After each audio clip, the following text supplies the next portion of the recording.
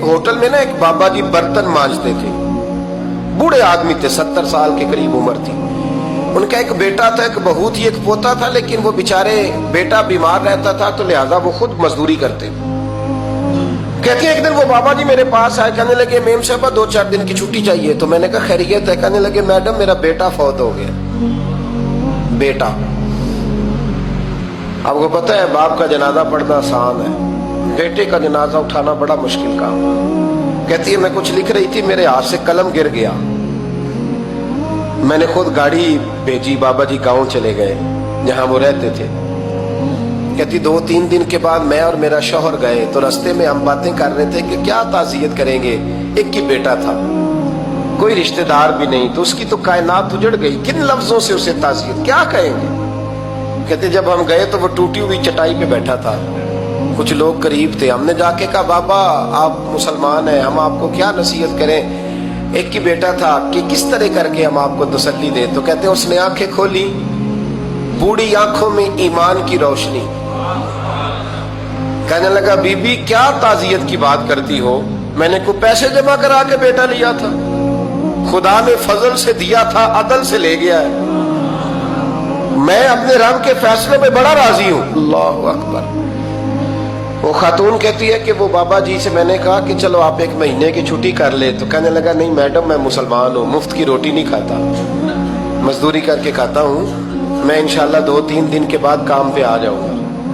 कहती वो चंद दिनों के बाद आ गया, अल्लाह की कुदरत के अभी 2-3 माह गुजरे थे, फिर आया, मैडम छुट्टी चाहिए कुछ दिनों की। मैंने कहा खैरियत है? कहने लगे वो मेरी बहू भी हार्ट अटैक से फौत हो गई। कहते अब मैं भी तड़प गई और ईसाई हो कि मेरी आंखों में आंसू आ गए। मैंने कहा घर का दरवाजा बंद हो गया, अब ये बेचारा क्या करेगा। वो अपने शौहर के गम में हार्ट अटैक से फौत हो गई।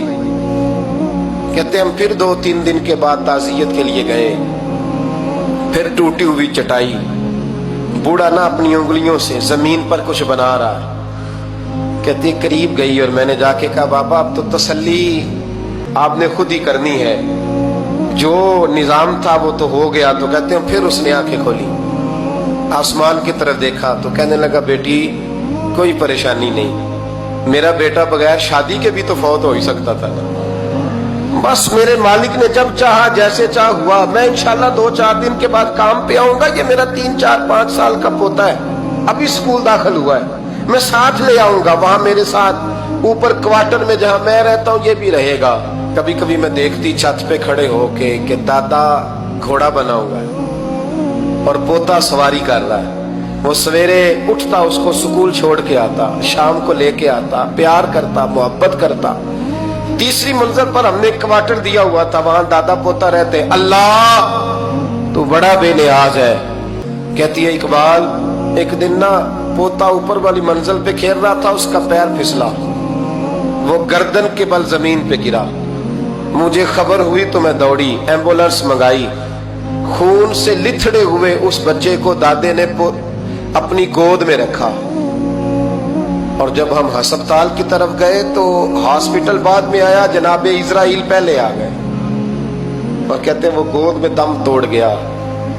फिर दादे ने उसे अपने हाथों से गुस्ल दिया, फिर उसने अपने बूढ़े हाथों से कब्र खोदी और फिर मिट्टी डाल के कहने लगा इन्ना लिल्लाहि व इन्ना इलैहि राजिऊन, जे सोना ही मेरे दुख विच राजी, जे सोना ही मेरे दुख विच राजी। फिर सुख नु चुल्ले डावा। कहती वो मिट्टी डाली उसने और जब वो वापस पलटा तो मैं बाजू से थाम के होटल करीब लाई और मैंने उसके करीब कहा कि बाबा तू टूट गया है, तू बिखर गया है। तो कहते यूं उसने हाथ रखे और यूं आंसू छटक दिए।